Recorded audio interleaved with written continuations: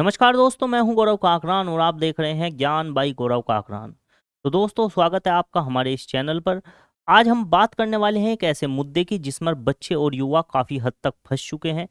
क्यों फंस चुके हैं? क्योंकि वे एप्लीकेशंस जो ऑनलाइन गेमिंग के माध्यम से बच्चों को सट्टा लगाने के लिए मजबूर करती हैं।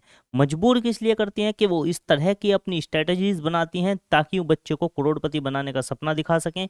और इन एप्लीकेशंस के जाल में बच्चे इस तरह से फंस चुके हैं कि वो लगातार इनमें अपने पैसा लगाते हैं और पैसे का नुकसान तो होता ही है, साथ में नुकसान होता है उनके मानसिकता का।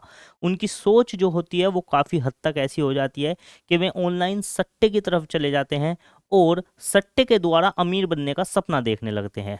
ये उनके जीवन को काफ़ी हद तक प्रभावित करता है और प्रभावित कर भी रहा है। माँ बाप की चिंताएं बढ़ रही हैं इस चीज़ों को लेकर, और इस मुद्दे पर सरकार ने भी एक विशेष कदम उठाया है और ऐसी एप्लीकेशन जो ऑनलाइन सट्टे को बढ़ावा देती हैं उन्हें पूर्ण रूप से बैन कर दिया गया है सरकार के द्वारा। तो कौन कौन सी एप्लीकेशंस हैं, इन पर हम चर्चा करने वाले हैं और क्या एक्शंस हुए हैं, और अगर कोई इनका पालन नहीं करता है नियमों का तो उन पर क्या जुर्माना लग सकता है, इनके ऊपर भी हम आज चर्चा करने वाले हैं। तो चलिए सबसे पहले बात करते हैं कि ये मुद्दा है क्या। देखिए, डिजिटल गेमिंग क्षेत्र में अत्यधिक वृद्धि, लेकिन जोखिमों जैसे कि आर्थिक नुकसान, मानसिक स्वास्थ्य और वित्तीय अपराध के कदम बढ़ाने को मजबूर कर दिया है कि ये एक ऐसी चीज है जिनसे बहुत ज्यादा मानसिक रूप से बच्चे प्रभावित हो रहे हैं। बच्चे हों, युवा हों, जवान हों, सभी कैटेगरी के लोग अमीर बनने का सपना देखते हैं और इन एप्लीकेशंस पर पैसे लगाते हैं, जिससे वो अपने पैसे को तो गंवाते ही हैं, साथ में वो मानसिक रूप से परेशान हो जाते हैं और स्वास्थ्य भी उनका खराब रहने लग सकता है, क्योंकि चिंता जो है वो चिता के समान है, ऐसा कहा जाता है। चिंता बढ़ेगी तो हमारे शरीर में कुछ ना कुछ गड़बड़ी आएंगी और हमारा स्वास्थ्य खराब रहने लगेगा। और बहुत सारे अपराध भी इनके द्वारा किए जाने लगे थे, जिस वजह से सरकार ने इस पर एक कदम उठाया और ऐसी एप्लीकेशंस को बैन करने का निर्णय लिया।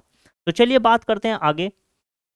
तो देखिए, इस बिल की विशेषताएं क्या है। रियल मनी गेम्स पर पूर्ण रूप से प्रतिबंध लगेगा, जो कि फैंटेसी एप्लीकेशन होती हैं, पोकर होता है, रमी जैसी एप्लीकेशन है, इन सभी एप्लीकेशन पर पूर्ण रूप से प्रतिबंध लगेगा।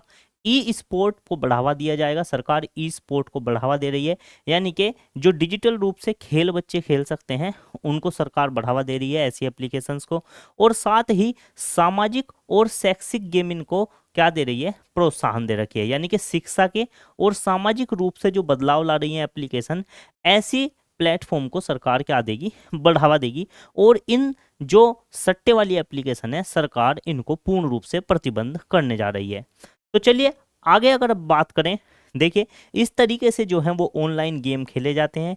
ये रमी टाइप गेम होते हैं जो कि ताश के हैं, और इन पर पैसा लगाया जाता है और हारने पर आपको सारे पैसों का नुकसान झेलना पड़ता है। रेयर चांस होते हैं इन एप्लीकेशन से करोड़ों जीतने के, जबकि ज़्यादा चांस होते हैं इन पर अपना पैसा गंवाने के। तो इसीलिए सरकार ने इन एप्लीकेशन को क्या कर दिया है, बैन कर दिया है। और अगर आप बात करें तो ये किस तरीके से ये विधायी प्रक्रिया शुरू की गई सरकार के द्वारा, 20 अगस्त 2025 को लोकसभा में बिल पारित किया गया, तभी राज्यसभा में उसको भेजा गया और उसी सप्ताह में राज्यसभा में भी वो पारित हो गया। और बात करते हैं राष्ट्रपति की स्वीकृति की, तो 22 अगस्त को 2025 को राष्ट्रपति ने अपनी मोहर लगाई और इसका कानून बनना पक्का हो गया, यानी कि राष्ट्रपति की मोहर लगने के बाद बिल क्या हो जाता है, पारित हो जाता है। तो राष्ट्रपति जी की मोहर 22 अगस्त को लग चुकी है और ये बिल पारित हो चुका है। बात करें आगे कि इससे क्या क्या चीजें प्रभावित होंगी, उद्योग किस तरीके से प्रभावित होगा और सामाजिक प्रभाव क्या बढ़ेगा। देखिए, प्रमुख गेमिंग मंच जो हैं, जैसे कि ड्रीम 11 हो गया जो कि क्रिकेट को लेकर था, ऐसे ही MPL हो गया और पोकरबाजी हो गया, ये अपने अपने जो रियल मनी फीचर्स हैं, जो यानी कि सट्टे को बढ़ावा देने वाले फीचर्स हैं, उनको बंद करने लगे हैं। और अगर बात करें, इससे उत्पाद, मानसिक स्वास्थ्य, वित्तीय सुरक्षा और सामाजिक स्थिरता को प्राथमिकता देना तय किया गया है। ऐसे फीचर्स बंद करने से और ऐसी एप्लीकेशन को बैन करने से क्या होगा, मानसिकता सुधरेगी, स्वास्थ्य सुधरेगा, वित्तीय सुरक्षा बढ़ेगी और सामाजिक स्थिरता आएगी। तो ऐसी एप्लीकेशन को सरकार ने बैन करने का निर्णय ले लिया है और ये एप्लीकेशन क्या कर रही हैं, अपने रियल मनी फीचर्स को क्या कर रही है, बंद कर रही है, जो कि सट्टे को बढ़ावा देते थे। ठीक है जी। बात करें आगे की, तो सजा और प्रवर्तन क्या रहने वाले हैं। अगर कोई भी एप्लीकेशन या कोई भी व्यक्ति इन नियमों का उल्लंघन करता है तो उनको क्या सजा मिलेगी, क्या पेनल्टी मिलेगी, इसके ऊपर भी सरकार ने कहा है इस बिल में। पहली बार अगर आप उल्लंघन करते हैं तो आपको 3 साल की जेल और 1 करोड़ रुपए तक का जुर्माना झेलना पड़ सकता है। और ऐसे ही अगर आप लगातार इन अपराधों को करते हैं तो आपको 3 से 5 साल की जेल और 2 करोड़ रुपए तक का जुर्माना झेलना पड़ सकता है। अगर कोई व्यक्ति इनका विज्ञापन देता है या इस लेन देन में शामिल होता है तो उस पर भी अलग अलग दंड लगाए जाएंगे, जो कि 50 लाख रुपए तक के हो सकते हैं। 2 वर्ष की सजा या फिर 50 लाख रुपए तक का दंड लग सकता है अगर आप इस तरह की एप्लीकेशन के विज्ञापन में या इस तरह की एप्लीकेशन या फिर सट्टे के आदान प्रदान में शामिल होते हैं तो। ठीक है जी, तो इस तरह के कानून बनाए गए हैं। और अगर बात करें कि इस चीज को कंट्रोल कौन करेगा, देखिए इसके लिए एक अलग से अथॉरिटी बनाई गई है, online gaming authority, NOGC, online gaming authority, national online gaming authority या काउंसिल जिसे कहा जाएगा।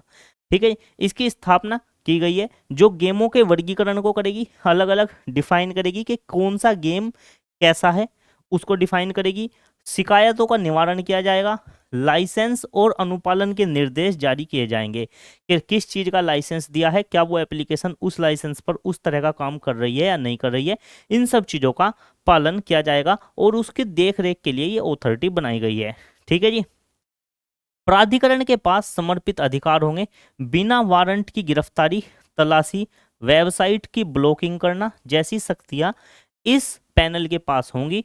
अगर इस तरह की एक्टिविटी में कोई शामिल होता है जैसे कि ऑनलाइन सट्टेबाजी, तो उस पे बिना वारंट की गिरफ्तारी हो सकती है, उसकी तलाशी भी ली जा सकती है, उसकी वेबसाइटों को भी ब्लॉक किया जा सकता है जो ऐसा काम करते हुए पाए जाएंगे।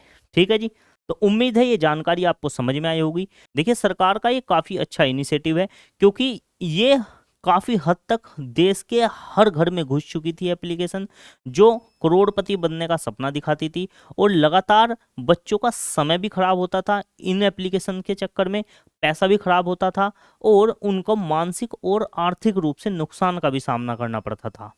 तो मिलते हैं अगली किसी वीडियो में अगली किसी जानकारी के साथ। अगर ये वीडियो अच्छी लगी है, जानकारी अच्छी लगी है तो वीडियो को लाइक करें, दोस्तों के साथ शेयर करें और अगर अभी तक चैनल सब्सक्राइब नहीं किया है तो चैनल को सब्सक्राइब जरूर कर लें।